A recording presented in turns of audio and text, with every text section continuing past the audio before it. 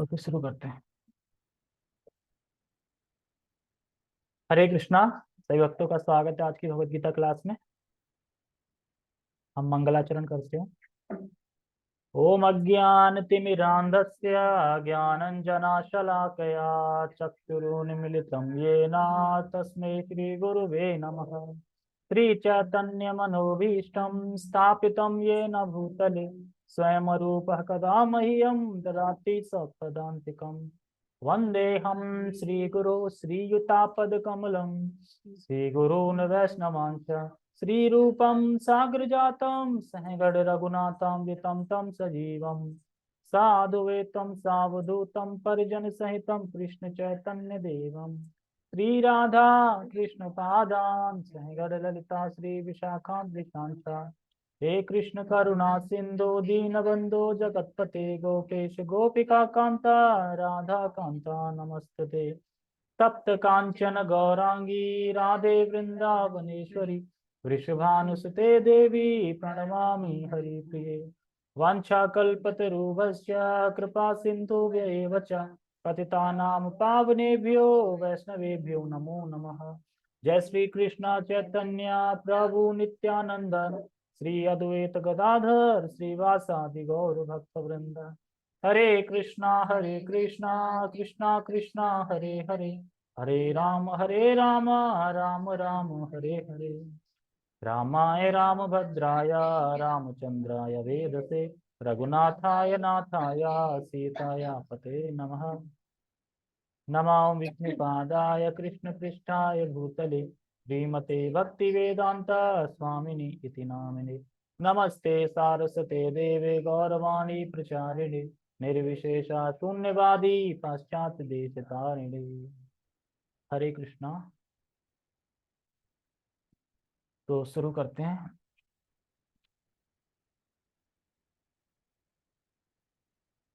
Yes. Bhagavad Gita यथारूप अध्याय 10 श्लोक क्रमांक 39। तो भगवान अपनी विभूतियों का वर्णन कर रहे हैं और ये कुछ लास्ट की विभूतियां रह गई हैं, 2-3 श्लोकों में और आएंगी। उसके बाद फिर चैप्टर क्लोज होगा। फिर भगवान विराट रूप दिखाएंगे, वो शुरू करेंगे फिर। ओके, ठीक है। दिखाई दे रहा सबको? तो हम पहले श्लोक का उच्चारण करते हैं। यच्चापि सर्वभूतानां बीजं तदमर्जुन न तदस्ति विना यात्स्यान् मया भूतं चराचरम्। यच्चापि सर्वभूतानां बीजं तदमर्जुन न तदस्ति विना यत्स्यान्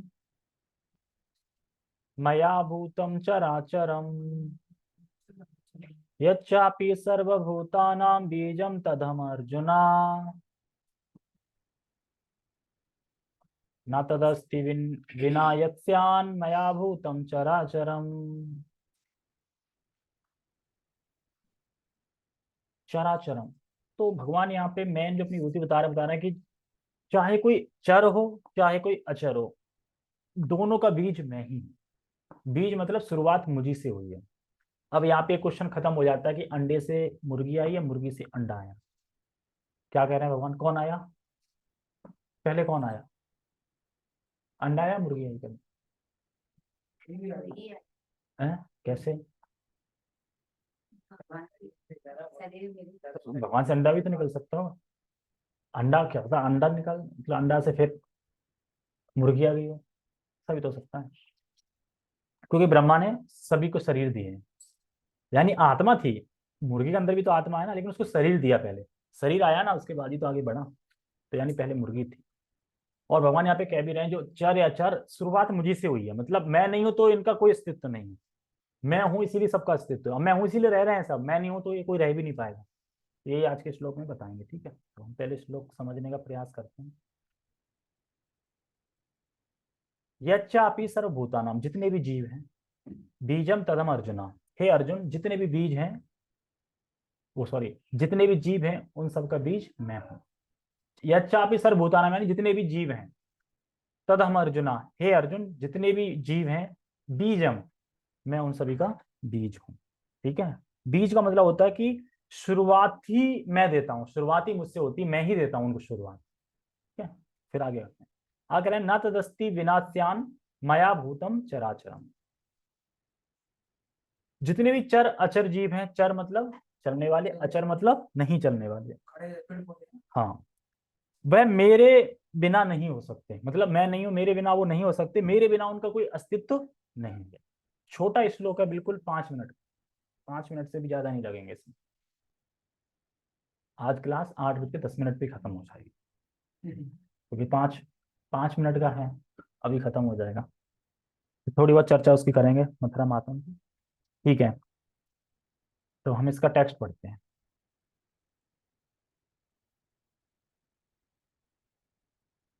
यही नहीं, हे अर्जुन, कह रहे हैं यही नहीं, यही नहीं, मतलब ये बता रहे हैं ना, कह रहे यही नहीं, क्या और भी है कुछ, हाँ हे अर्जुन मैं समस्त सृष्टि का जनक बीज भी हूँ, यानी कृष्ण बीज भी हैं, मतलब पूरे सृष्टि के बीज भी कृष्ण है। यानी हर एक चीज जो यहाँ पे है, चर हो या चर हो, वो कृष्ण से संबंधित है। इसीलिए पे सवाल उठाया जाएगा माया क्या है। जब सारी चीज कृष्ण से संबंधित है तो माया किसको कहते हैं, माया कौन है। तो समस्त सृष्टि का जनक बीज हूं, ऐसा चर तथा अचर कोई भी प्राणी नहीं है जो मेरे बिना रह सके। अब है ना, भगवान के बिना कोई भी नहीं रह सकता, चर हो या चर हो। अचर में मतलब पहाड़ पेड़ जो चल नहीं सकते। ठीक है, और चलने फिरने वाले मतलब अगर टोटल मिलाओ चर अचर यही है ना दो, या तो जड़ दिखेगी या चलने वाली वस्तु दिखेगी। तो यार दोनों का ही बीज मैं हूं, और मेरे बिना ये रह ही नहीं सकते, मेरे बिना उनका कोई अस्तित्व नहीं है, ये भगवान बता रहे हैं।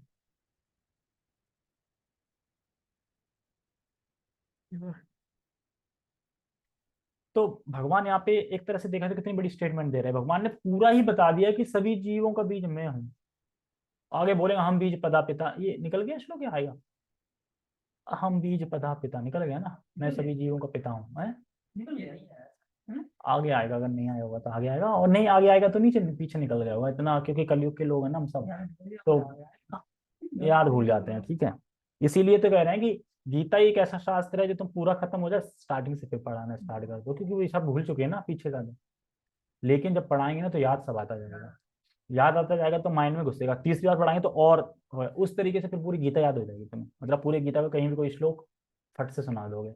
वो ऐसे ही होता है, पढ़ते पढ़ते पढ़ते पढ़ते कोई भी चीज पढ़ो पढ़ो तो याद हो जाएगी। मंगलाचरण रोज पढ़ते हैं तो नहीं याद हो गया। अब ऐसे ही अगर मान लो 700 गीता के श्लोक का पारायण करो 2 घंटे बैठ के, 4 घंटे बैठ के डेली, और तुम डेली डेली पढ़ोगे, मान लो अगर तुम 2 साल से पारायण कर रहे हो भगवत गीता के श्लोकों का, तो याद नहीं होंगे। एक एक चैप्टर ले लो, मान लो एक महीने एक चैप्टर का पारायण करो डेली 30 दिन, फिर एक महीने फिर एक चैप्टर ले लो, फिर 30 दिन करो, तुम्हें सारे श्लोक याद हो जाएंगे, अर्थ भी याद हो जाएंगे उनके, अगर अनुवाद सहित पढ़ोगे तो अर्थ भी याद हो जाएंगे, और कहीं भी कोट कर दोगे, कहीं भी बता सकते हो कि देखो भगवान ने यहाँ पे ये बोला है। अभी भी काफी कुछ बता सकते हो श्लोक गीता से, मतलब आप किसी को फिलोसफी बता रहे हो तो गीता से, क्योंकि हमारी इस्कॉन की फिलोसफी गीता पे मतलब गीता से ही हम बोलते हैं, मतलब इस्कॉन वाले गीता से ही बोलते हैं, गीता से ही बताते हैं, और फिलोसफी जो बेस है वो चैतन्य चरितमृत पे है, अचिंत्य भेदा वेद। ठीक है, फिलोसफी उस पे है, तो वो चीज हमें समझनी है। तो कोई भी ऐसा प्राणी नहीं है जो रह सके भगवान बिना, तो ये भगवान बता रहे हैं। तो कितनी बड़ी स्टेटमेंट है, चलने वाले और न चलने वालों में सबों का बीज मैं हूं, यानी पत्थर हो, कुत्ता हो, बिल्ली हो, स्त्री पुरुष, सब कुछ एवरीथिंग भगवान के बिना नहीं रह सकते। यानी भगवान है तो ही हम रह सकते हैं, क्योंकि हमारा अस्तित्व ही भगवान पे टिका हुआ है। ठीक है, तात्पर्य, प्रत्येक वस्तु का कारण होता है, और इस सृष्टि का कारण या बीज कृष्ण है। देखो, प्रत्येक वस्तु का कारण होता है, इसका मतलब समझे, कोई भी चीज है ना, उसका कुछ ना कुछ तो कारण है ही। कुछ बना है तो उसका कारण भी तो होगा, मतलब किस चीज से बना है, हर वस्तु का कुछ ना कुछ कारण होता है। जैसे मान लो अगर गुलाब जामुन बनाए तो उसका कारण क्या है, किसी की चीज से तो बनी है ना, चीनी मिलाया, खोआ मिलाया, दूध मिलाया, ये सब मिलाया, कहाँ से आया, ये सब चीजें, हर चीज का कोई कारण कारण होता है। तो इसी तरीके से ये पूरी सृष्टि का कारण क्या है, कृष्ण है। तो इसीलिए कह रहे हैं प्रत्येक वस्तु का कारण होता है, और इस सृष्टि का कारण या बीज कृष्ण है। तो ये पृथ्वी स्त्रीलिंग है, और भगवान जब गर्भपात मतलब करते हैं तो फिर उसके बाद सृष्टि होती है, मतलब मान लो कि जैसे कि ये पृथ्वी है अंडे स्वरूप में, अब उसमें जब अपनी शक्ति काल शक्ति का क्षोभ करते हैं तो फिर उसके बाद गर्भस्थ मतलब अपनी शक्ति से सारी जीवों को गर्भस्थ करते हैं, तो फिर वो जन्म लेते हैं, सब यहाँ पे होता है, चलता फिरता है, वो ऐसे ही एक तरह से। तो इसलिए कह रहे हैं बीज, बीज मतलब मैं बीज हूँ, मतलब मुझे से सारा बीज आया है, मतलब जो पृथ्वी में सब उग रहा है, चल रहा है, फिर रहा है, चरो चरो, सब मेरे से ही है। इसलिए तो पिता बोले जाते हैं भगवान, हम बीज पदा पिता। ठीक है। तो कारण मैं हूं, मतलब सभी चीजों का कारण मैं हूं। अब पता चलेगा भगवान सभी कारों कारण, सभी चीजों का कारण है। फिर भी अब इसमें प्रभु जी बता रहे थे एक चीज, कि माता पिता कहते हैं बेटा तुमने ये अच्छा नहीं किया, तुम भक्तियां जो कर रहे हो ना ये बहुत गलत कर रहे हो, तुमने अब सारे कर्तव्यों को नहीं निभाया, और ये तुम भक्ति कर रहे हो, हमने तुम्हें जन्म दिया, पाला पोषा बड़ा किया, और तुम भी भक्तियां कर रहे हैं। वैसे कोई बोलता नहीं है, अगर बोले कोई तो असली कर्तव्य वैसे क्या है? कृष्ण भक्ति करना, मतलब भक्ति करना ये असली कर्तव्य है, लेकिन भक्ति करते हुए माँ बाप का भी ख्याल रख सकते हैं, कि ब्रह्मचारी नहीं बन रहे हैं, या फिर मतलब घर त्याग के नहीं जा रहे हैं, तो ठीक है। और सबसे बड़ी बात ये बता रहे हैं कि शरीर किसने दिया है? कृष्णा। माता पिता का शरीर किसने दिया है? कृष्णा। अगर माता पिता ही पैदा करने वाले होते तो फिर माँ को ये पता क्यों नहीं होता 9 महीने में कि मेरा बच्चा कैसे खा रहा है, कैसे खा रहा है, कैसे लेटा है, कैसे क्या कर रहा है, जब उसमें कीटाणुओं का हमला हो रहा है तो कौन बचा रहा है, सांस कैसे ले रहा है, क्या है, पता चल रहा है किसी को? ये कौन सब कर रहा है? भगवान ही सब कर रहे हैं, तो यानी जीवन भी तो भगवान ही दे रहे हैं, भगवान के बिना तो जी भी नहीं सकते, तो सब कुछ तो भगवान ही कर रहे हैं। तो इसलिए हमारा कर्तव्य है, पहला कर्तव्य है भगवान की सेवा करना। और भगवान जब सेंटर में होते हैं तो फिर सब कुछ सही से हो जाता है, सब कुछ सुखमय सुखमय हो जाता है। और बीज हूं तो देखो, बीज हूं, भगवान कह रहे हैं मैं बीज हूं, तो बीज कैसे हैं? देखो जो महत्त्व है ना, अ, महत्त्व से पहले क्या होता है? प्रधान।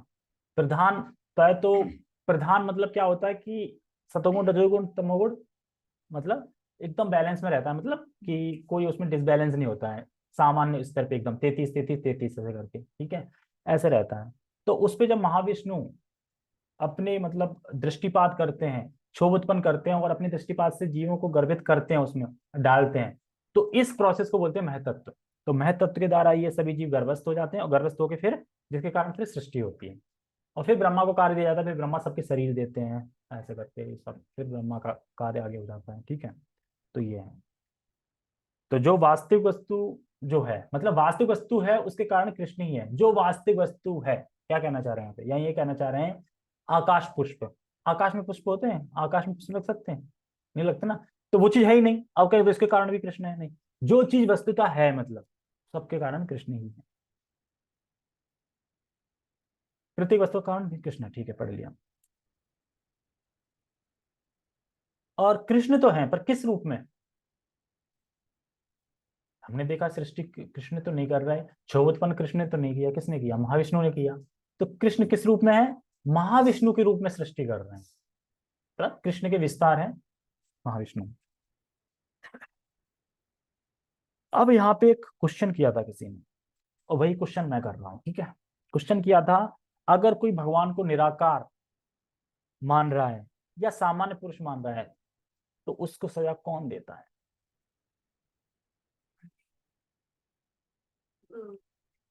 मान तो रहा हूँ, कहाँ मान रहा है? निराकार सामान्य पुरुष मान रहा है, माया नहीं माया। सजा कौन देगा? भगवान देंगे प्रकृति के द्वारा। भगवान ने श्लोक भी बोला है गीता में, बोला ना, राक्षसम आसुरम चैव प्रकृतिम मोहिनम च, मतलब मोहिनी मतलब कि भगवान की जो माया शक्ति है वो इस तरीके से, जो प्रकृति है जो इस तरीके से दंड देती है कि वो और गहनतम आसुरी राक्षस योनि में डालती जाएंगे, डालते जाएंगे, डालते जाएंगे। जो भगवान को निराकार वो मानता है ना, वो और गहनतम उसमें अंधकार में चलते जाएंगे, आसुरी राक्षसम, ये बता रहे थे, ठीक है। आगे पढ़ते हैं। कृष्ण की शक्ति के बिना कुछ भी नहीं रह सकता। ये जो बैठे हैं हम, जो कुछ भी कर रहे हैं कृष्ण की शक्ति से कर रहे हैं, लेकिन क्या हम, क्या ऐसा लगता है हम कृष्ण की शक्ति से हो रहा है? हम तो ये सोच रहे हैं ना हम कर रहे हैं, हमें हमेशा ये लगता है ना हम कर रहे हैं, कब ये लगा कि कृष्ण कर रहे हैं? अगर कृष्ण कर रहे होते तो फिर तो कृष्ण को पूरे पूरे समर्पित होते, फिर तो लगता ही ना कि कृष्ण ही करने वाले हैं, तो फिर तो कृष्ण है सबसे पहले। लेकिन हमें अभी भी ये नहीं लगता, हमें लगता हम ही करने वाले हैं, पर हम कृष्ण के लिए कर रहे हैं, लेकिन करने वाले तो हम ही हैं अभी, पर हम कृष्ण के लिए कर रहे हैं। तो समझना है ये। आता है उन्हें सर्वशक्तिमान कहा जाता है। उनकी शक्ति के बिना चर तथा अचर किसी भी जीव का अस्तित्व नहीं रह सकता। जो कुछ कृष्ण की शक्ति पर आधारित नहीं है वह माया है, अर्थात वह जो नहीं है। अब यहां समझ में आया पीछे लास्ट में क्या कह दिया, जो कुछ कृष्ण की शक्ति पर आधारित नहीं है वह माया है, अर्थात वह जो नहीं है। इसी को समझना है। देखो, जो कुछ कृष्ण की शक्ति पर आधारित नहीं है, भगवान तो कह रहे हैं अहम बीज पदा पिता, यहाँ पे क्या कह रहे हैं, सभी जीवों का अक्षर हो अचर हो सबका बीज मैं हूं। लेकिन यहाँ कह रहे हैं जो कुछ कृष्ण की शक्ति पर आधारित नहीं है वह माया है। माया नहीं कृष्ण माया, हाँ वो भी माया है, जो कृष्ण की लेकिन यहाँ पे क्या बोल रहे हैं, इस परपट में क्या बता रहा है, क्या माया है, मतलब क्या वह जो नहीं है, क्या नहीं है, सब कुछ तो कृष्ण का ही है। कृष्ण तो बीज रूप में है, बीज तो कृष्ण ही दिया। क्या मतलब कोई भी कार्य हम कर रहे हैं कृष्ण के लिए नहीं कर रहे हैं, वो माया है। जो हम कार्य कर रहे हैं, कृष्ण के लिए नहीं कर रहे हो माया, लेकिन इस श्लोक में क्या बोल रहे हैं, मतलब इस श्लोक में क्या प्रभुपाद जी कह रहे हैं कि जो कृष्ण की शक्ति पर आधारित नहीं है वह माया है, अर्थात वह जो नहीं है। कृष्ण से संबंध। माया का अर्थ क्या है, वो जो नहीं है, तो माया का अर्थ है जो नहीं है पर क्या नहीं है। हाँ ये पहले भी तो डिस्कस हुआ था इससे, इस पे जो नहीं इसमें पता है भगवान का संबंध कृष्ण से नहीं है। अरे ठीक है, फूल का संबंध कृष्ण से नहीं है तो फूल फूल आया कहाँ से, फूल बीज कहाँ से आया, वो भी तो कृष्ण तो संबंधित तो है।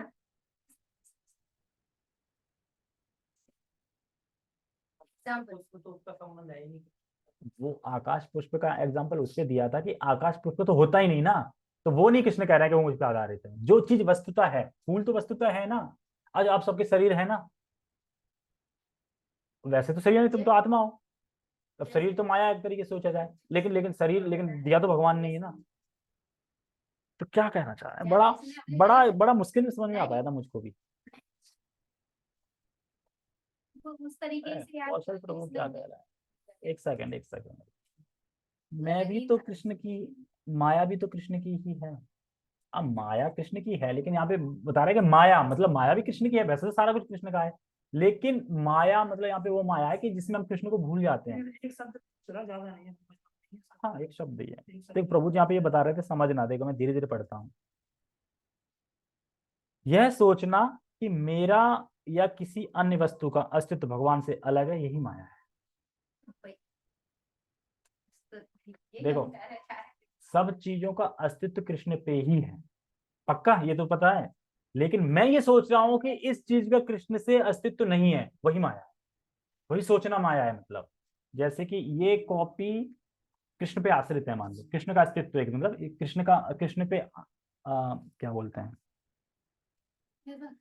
नहीं नहीं नहीं, नहीं अस्तित्व, इसका अस्तित्व कृष्ण से ही है इस बुक का। लेकिन हम अगर सोच रहे हैं हाँ कृष्ण का अस्तित्व तो ठीक है, लेकिन मैं सोच रहा नहीं कृष्ण से अस्तित्व नहीं है इसका, ये अलग है मतलब। तो यही सोचना ये करना यही माया है तरीके से, ब्राह्मण यही माया। समझे, फिर से और समझाता हूँ। देखो हर वस्तु का संबंध भगवान से है, हर वस्तु का संबंध भगवान से है, चर अचर सब, लेकिन यह सोचना कि किसी वस्तु का संबंध भगवान से नहीं है यही माया है। तो कब पता है, तुमने ये बोला कि जो जो चीज का संबंध हम कृष्ण से देख रहे हैं वो ठीक है, जो कृष्ण से नहीं देख रहे हैं वो माया है। मतलब कृष्ण से जो नहीं देख रहे हैं वो माया है। कृष्ण संबंधित तो है हर चीज, लेकिन हम अगर सोच रहे हैं कि वो कृष्ण से अलग है या कृष्ण संबंधित नहीं है तो वो माया है। हाँ कहने का मतलब ये है कि थोड़ा मैं घुमा के, अगर किसी वस्तु का संबंध भगवान से नहीं दिख रहा है तो यही माया है, ठीक है, क्योंकि अस्तित्व तो है कृष्ण से लेकिन हमें दिख ही नहीं रहा है, तो यही माया है हमारी।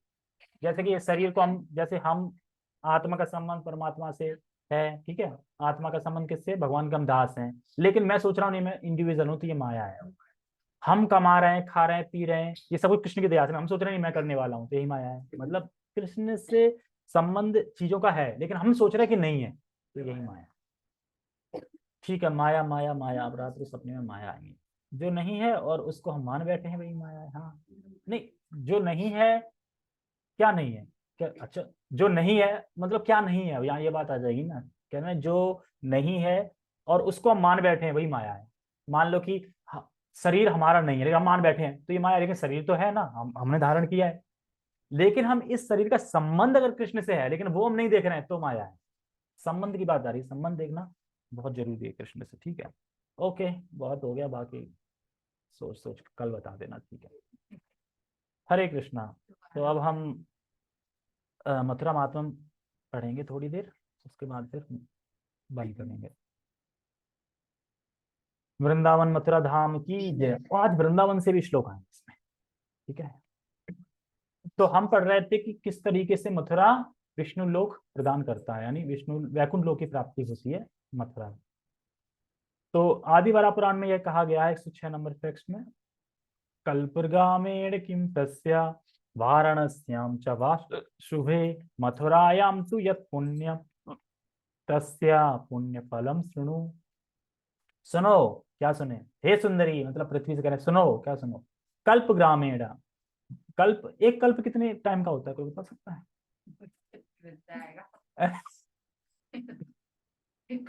उस दिन मैंने मनु पूछा था, मैं कल्प पूछ रहा हूँ।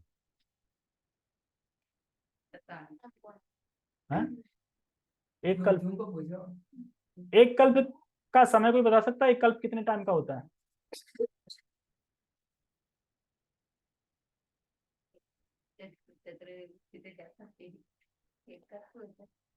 एक कल्प वो होता है कि उसमें ना आंशिक प्रलय भी होती है कल्प में। और जैसे एक मनु की उम्र है 71 चतुर्युग, ठीक है। एक चतुर्युग होता है 43 लाख साल का, और ऐसे 14 मनु।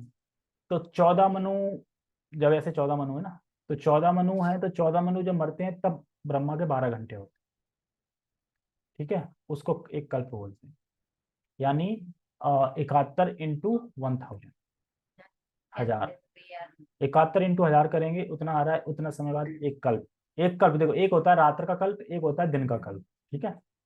तो एक कल्प में तो सृष्टि होती है, एक कल्प में प्रलय होती है। आंशिक प्रलय मतलब जो रात हो जाती है ना, सारे जीव चले जाते हैं, ऐसे आग लग जाती है, आंखों में। और जो महाप्रलय होती है वो होती है ब्रह्मा जी की मृत्यु होती है, यानी 100 साल। और जब मनु चेंज होते तब कुछ नहीं होता है, तब तो ऐसे ही प्रतिस्थापित हो जाता है, सब चीज प्रेता, फिर वह ऐसा चलता है, उसमें ऐसा कुछ ज्यादा वो नहीं होता, मतलब, ठीक है। हे सुंदरी, वाराणसी में बहुकल्पों तक, और यहाँ एक कल्प हो जाता है 1000, 71 चतुर्युग यानी 71 इंटू 1000, लेकिन यहाँ को हो रहा है बहुकल्प, बहु मतलब बहुत सारे हजार। तो इतने कल्पों तक अगर कोई वास करता है, कहाँ? वाराणसी में। वास करने का क्या प्रयोजन, मतलब कोई करता है या प्रयोजन क्या है, क्यों कर रहे हो तुम? क्यों क्यों ना करें हम? इसलिए ना करो क्योंकि जब वही पुण्य फल मथुरा में सुलभता से मिल जाता है। क्या करना है मथुरा में? आगे रहना है और कुछ नहीं करना, रहने मात्र से मिल जाता है। सुनो, और मैं तुम्हें उस पुण्य फल के विषय में बताऊंगा। बता रहे हैं क्या है विषय फल में। मथुरांच समा समा साध्या या कश्चिन म्रियते भुवि अपि कीटः पतंगो वा जायता स चतुर्भुजा। अगर कोई वृंदावन में बिच्छू, कीट, पतंग आके मर जाए, वो भी चतुर्भुज रूप लेके वैकुंठ चले जाते हैं। एक मानव हो, कीट या पतंग अथवा पक्षी जो मथुरा में जाते हैं और वहां प्राण त्याग देते हैं, वह आध्यात्मिक जगत के चतुर्भुज निवासियों के रूप में पुनर्जन्म ले लेते हैं। अब तो मथुरा में सुन सुन लग रहा है कि बस मर जाए वहां जाके। प्रभु जी तो कह भी रहते क्लास में, क्या कह रहे थे? मैं बस तुम्हारा मरा हुआ मुंह देखना चाहता हूँ। लेकिन वृंदावन में अगर कोई मरा मुंह देख ले तो भैया वो तो वैकुंठ चला गया। प्रभुपाद जी भी अपने तात्पर्य में बोलते हैं उसमें, भागवतम में, कि अगर कोई वृंदावन में भजन कर रहा है और भजन करते करते शरीर मतलब छूट गया उसका, तो वो निश्चित रूप से भगवत धाम जाए। तो प्रभुपाद जी ऐसे ही नहीं बोल रहे हैं, लिखा है मथुरा में, इसलिए बोला। और ये मथुरा में किसने लिखा है? जीव गोस्वामी। जीव गोस्वामी या रूप गोस्वामी, इन दोनों में से कोई है, कंफर्म नहीं। जीव गोस्वामी होंगे, रूप गोस्वामी। अभी झूठ बोलेंगे क्या? झूठ लिखेंगे क्या? ये बता दो कि कौन से आचार्य होंगे जो मतलब रात को 12 बजे अब झूठ लिखना बैठ जाएंगे, कम बेवकूफ बनाए, उल्लू बनाए। किसको उल्लू बनाए? खुद तो चले, मतलब अल्लू किसको बनाओगे? मतलब कौन लिख सकता है था रात को जग जग के पूरे ग्रंथ? उल्लू बनाएंगे, लिखेगा ये। उनमें जब वो इतने मतलब कि उच्च पद पे थे, वो लीला में प्रवेश कर जाए, लीला में प्रवेश करके भगवान ही लिखवाते हैं कि ये लिखो। तो सारा कुछ जो है एकदम राइट है, और हो रहा है, ऐसा नहीं है कि हो नहीं रहा हो। मान लो कि कब लिखा और अभी हो रहा है, तो ऐसे कैसे? कुछ तो है ना, तब लिखे हैं। तो वही, तो यानी अब कहीं से भी जाओ तो यहाँ से पकड़ के ले जाओ बिच्छू वगैरह को, ठीक है। बिच्छू, कॉकरोच, कीट पतंग, कॉकरोच को वहां छोड़ दो कि लो अब तुम यहाँ खूब घूमो, और मरेंगे वो। कॉकरोच की उम्र क्या होती होगी? 1 महीना होती होगी बहुत सी बात, या कम ही होती होगी। कौन कर पाया? कहो तो तुरंत ही मर जाए, नहीं वैसे टोटली कितनी होती है, उड़ भी लेते हैं ना कॉकरोच। हाँ तो 1 महीने होती होगी टोटल। तो अगर तुमने मान लो मथुरा वृंदावन में छोड़ दिए तो उड़ के, ऐसा नहीं कि उड़ के यहाँ वापस आ जाएंगे, जाए सर प्राण त्यागेंगे वहीं पे, त्यागेंगे तो फिर तुम जाए। सोचो कितना बड़ा उपकार कर रहे हैं। इसलिए जितने कॉकरोच, चूहा, बिल्ली जो भी है ना, सब पकड़ के ले जाओ, सब ढेल दो वहाँ पे कहीं खेत में जाके, वृंदावन के वन में जाके। मारना नहीं, हत्या नहीं करनी। तो एक मानव, कीट पतंग अथवा पक्षी जो मथुरा में जाते हैं वह प्राण त्याग देते हैं। तो देखो, प्राण त्यागना मतलब हम क्यों जा रहे हैं, मरने के लिए जा रहे हैं वहां पे, प्राण त्यागना, ठीक है। गौतमी तंत्र में कहा गया है, ये मथुरा क्या है मतलब, मथनाति सर्व पापानि ददाति परमाम गतिम उत्तमो ही नरो यत्रा तेन सा मथुरा स्मृता। मथनाति, मथ मतलब मत्थे ना, जब दूध को, उस दही को मत्थे हैं, मत्थे तो वही है, वह स्थान जो समस्त पापों को चूर चूर कर देता है, मथनी की तरह, मतलब सभी पापों को भस्म चूर चूर चूर कर देता है, तथा उस परम गति को प्रदान करता है जहाँ परम पुरुष भगवान श्री कृष्ण निवास करते हैं, वह मथुरा के रूप में जाना जाता है। देखो श्री कृष्ण निवास, हाँ, श्री वृंदावन महिमामृत। यहाँ ये श्लोक लिए गए, ये वृंदावन के लिए गए, वैसे वृंदावन मथुरा वो पूरा एक ही है, लेकिन वृंदावन के लिए लिए गए हैं। और ये हम गाएंगे 1.1.1। आती ट्यून किसी को 1.1.1 की? मुझे बड़ा गा देंगे। कैसे शुरू होती है? जन्मादस्य यतीन्द्रयाद